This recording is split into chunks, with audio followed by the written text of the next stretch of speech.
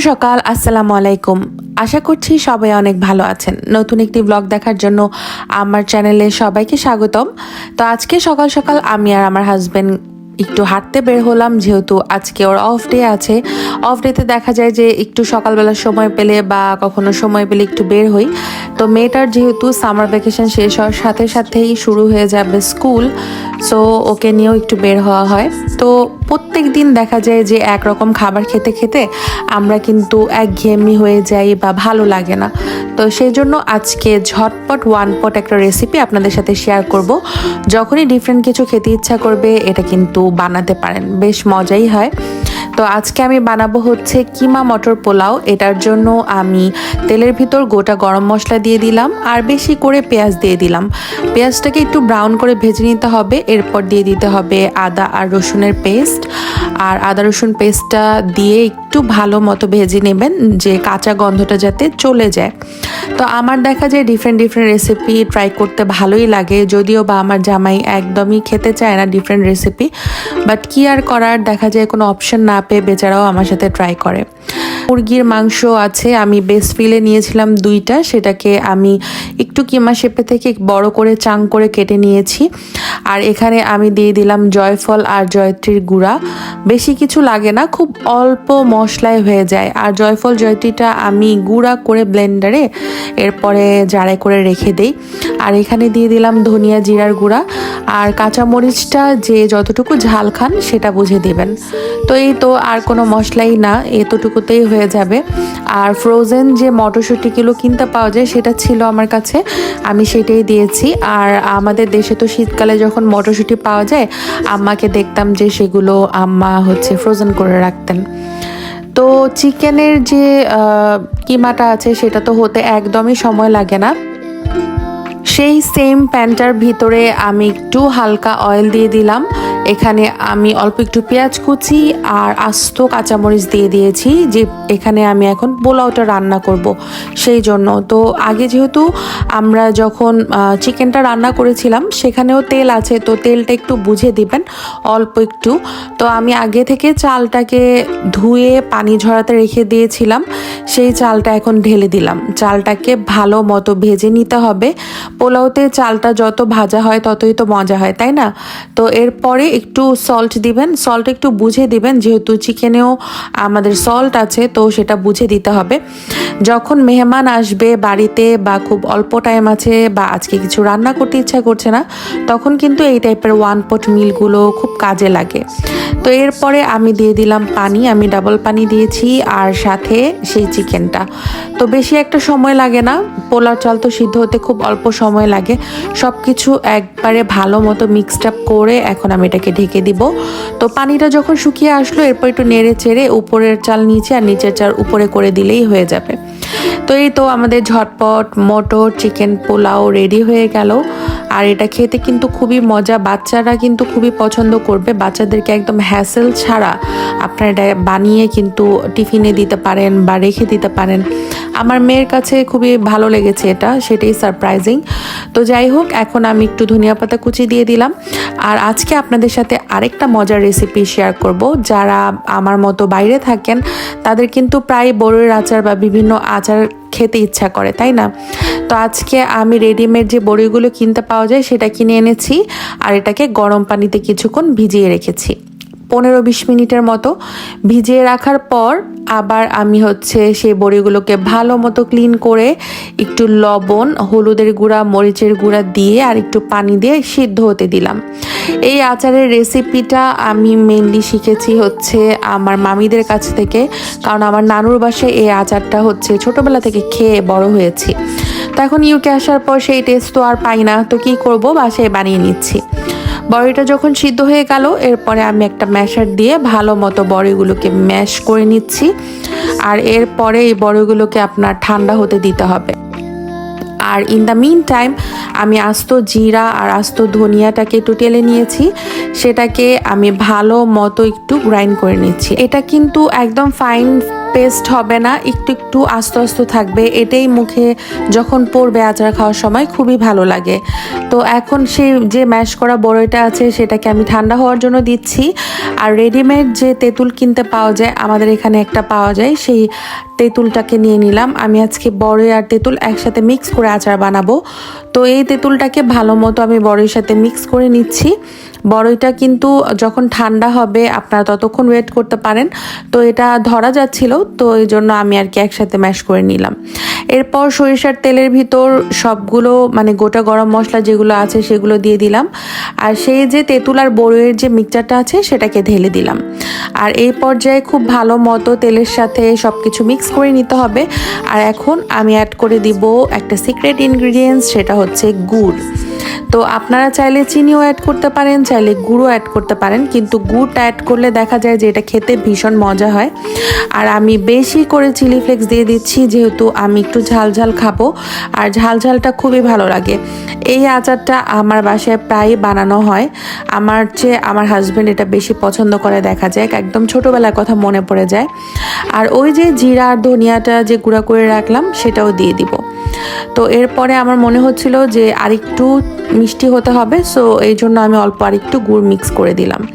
এই আচারটা আপনারা বাসায় ট্রাই করতে পারেন, সংরক্ষণ করতে পারবেন অনেক দিন পর্যন্ত। আমার বাসায় এটা বানালে দেখা যায় থাকেই না, আমি একটু বেশি করে বানাই, জারে ভরে রেখে দিই। তো যাই হোক, আমার আচার টাচার বানানো শেষ করে আজকে আমরা আরেকটু বের হয়েছি।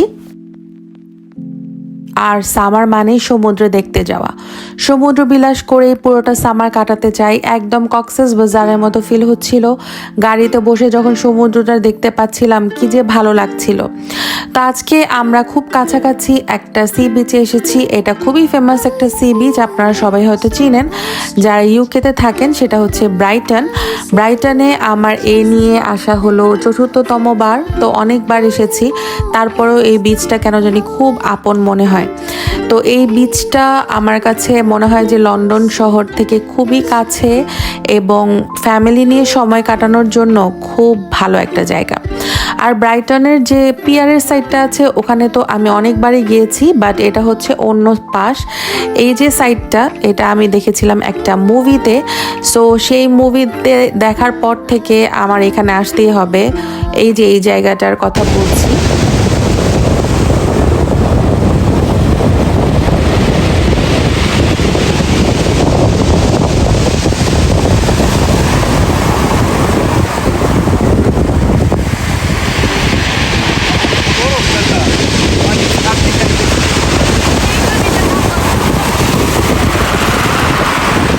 হিন্দি অনেক মুভি যেহেতু এখানে শ্যুট করা হয় ইউকেতে, সো আমি কোনো একটা মুভিতে এই লোকেশনটা দেখি। এই লোকেশনটা দেখার পর অনেক সার্চ করার পর আমি পেয়েছি যে এটা ব্রাইটনের অপর সাইডটা, মানে যেই সাইডে সবাই যায় এটা ওই সাইডটা না, এটা হচ্ছে অন্য সাইড।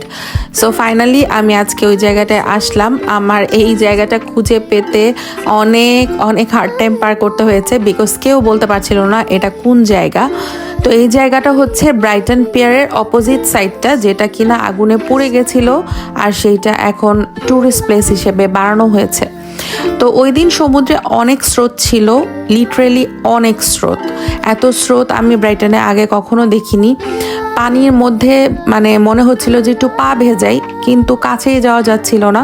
সাথে সাথে পানিগুলো একদম উপরের দিকে উঠে আসছিল, প্রচণ্ড জোয়ার ছিল ওই টাইমটায়, কিন্তু অনেক সানি ডে ছিল আর বরাবরের মতোই প্রচণ্ড ঠান্ডা ছিল। এই ইউকের সামার মানে তো হচ্ছে আপনার শীতকালই বলা যায় একটু মোটামুটি। তো যাই হোক, আমার কাছে জায়গাটা খুব ভালো লেগেছে। আমি জানি না, ব্রাইটনের যে পিয়ারের সাইডটা আছে ওই জায়গার চেয়ে আমার এই জায়গাটা ভীষণ পছন্দ হয়েছে। এই জায়গাটা আগুনে পুড়ে গিয়েছিল, এরপর ওটাকে এভাবেই রেখে দেওয়া হয়েছে, নতুন করে আর রিডেকোর ওরা করেনি, বাট ইট ওয়াজ বিউটিফুল। আর দেখতে পাচ্ছেন আকাশে কি পরিমাণ সানি।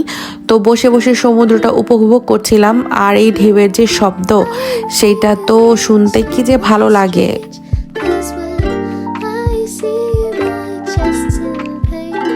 ইউকেতে আসার পর সমুদ্র দেখতে এতবার আসা হয়েছে, আমার জামাই একদম বিরক্ত। ও তো যদি বলি যে সি বিচে যাব সে তো আসতেই চায় না, বাট আমার যেহেতু সমুদ্র অনেক বেশি পছন্দ, তো বরাবরের মতো দেখা যায় যখনই বের হই ঘুরে ফিরে সমুদ্রতেই আসা হয়। তো দেখেন এই যে বলছিলাম যে স্রোত অনেক বেশি আর পানি খুব উপরে উঠে যাচ্ছিল দ্রুত, তো বেশিক্ষণ বসতে পারছিলাম না। আর আমি পা ভেজাতে গিয়েছিলাম, তো আমরা অনেক দূর পর্যন্ত ভিজে গিয়েছিল। সো দ্যাটস ওয়াই চিন্তা করলাম যে না, আজকে কোনোভাবে পা ভেজানো যাবে না। আর ইউকেতে সমুদ্রে গোসল করাটা এটা হচ্ছে একটা ডে ড্রিম বলা যায়, এটা কখনোই ফুলফিল হয় না। পানিতে পা দিলে মনে হয় পানির টেম্পারেচার -2 or 3, সো তখন ভিজতে গেলে আর ভিজতে ইচ্ছা করে না। তো যাই হোক, এখন আমরা হাঁটাহাঁটি করব, একটু পিয়ার দেখবো, চারদিকে ঘুরে বেড়াবো। ওই দিন সমুদ্রে দেখলাম যে মানুষ অনেক কম আছে। আর নর্মালি দেখা যায় উইকডেজে আপনি যদি যান, উইকডেজে মানুষ কমই থাকে, উইকেন্ডে এখানে জায়গা পাওয়াটা খুবই টাফ। তো এখানে আমি অনেক মানুষ দেখলাম যারা কিনা একা একা বসে আছে বিভিন্ন জায়গায়, একা টাইম স্পেন্ড করছে, খুবই লোনলি, লাইক আপনার যখন ভালো না লাগে। লন্ডন থেকে একদম ক্লোজেস্ট যে প্লেসটা আছে সেটার মধ্যে এই একটা। তো এখানকার সবচেয়ে ফেমাস হচ্ছে এই উল্টা বাসাটা, আমার তো অনেক ভালো লাগলো উল্টা বাসাটা। এখানে বেশ কিছু ফটো ক্লিক করা হলো। আর এইটা পাশে এখানে ছিল একটা হচ্ছে লন্ডন আইয়ের মতো একটা জায়গা, ওই জায়গায় আমরা একবার উঠবো ভেবেছিলাম, কিন্তু বিশাল লাইন দেখে আমাদের আর সাহস হয়নি যে ওইখানে উঠবো। এই যে এইটার কথা বলছিলাম, এটা কাইন্ডা লন্ডন আইয়ের মতো উপরের সাইডটা, এখানে উঠার একটা ব্যবস্থা ছিল। যখন স্যাড ফিল হয়, মন খারাপ লাগে, তখন মনে হয় এই সমুদ্রের মধ্যে এসে কিছুক্ষণ একা একা বসে থাকি। এটার জন্য অবশ্যই ড্রাইভিং শেখা জরুরি, কারণ আপনি যখন ড্রাইভিং শিখবেন গাড়ি নিয়ে যখন তখন বের হয়ে যাওয়া যাবে, আর হাজব্যান্ডকে রিকোয়েস্ট করতে হবে না। সো সেই জন্য ড্রাইভিং শেখাটা অনেক বেশি ইম্পর্টেন্ট। তো এখন আমরা যাব কিছু খাওয়া দাওয়া করার জন্য। তখন অলমোস্ট 5টা কি 6টা বেজে গেছে, সবারই ক্ষুধা পেয়েছে প্রচণ্ড। এখন খাওয়া দাওয়া করার জন্য আমরা দোকান খুঁজছিলাম। এখানে ফিশ অ্যান্ড চিপসের একটা শপ আছে, যেহেতু উইকডেজে গিয়েছি মোস্টলি রেস্টুরেন্টগুলো দেখছিলাম বন্ধ। আমরা অনেক দূর হাঁটার পর একটা ফিশ অ্যান্ড চিপসের দোকান খোলা পাই, সেইখানে আমরা একটু খাওয়া দাওয়া করে নিই। আর এই যে সি সাইডগুলো আছে, এই সি সাইডগুলোর পাশে বসে ফিশ অ্যান্ড চিপস ছাড়া অন্য কোনো ফুড না একদম মজা লাগে না। আমার সোফার যতবার যাওয়া হয়েছে ফিশ অ্যান্ড চিপসই ট্রাই করা হয়েছে। তো এই ছিল আজকে আমার ভিডিও। আমার ভিডিওটি ভালো লাগলে আমার চ্যানেলটি লাইক, ফলো এবং সাবস্ক্রাইব করে পাশেই থাকবেন। নতুন ভিডিও দেখার আমন্ত্রণ রইল। আল্লাহ হাফেজ।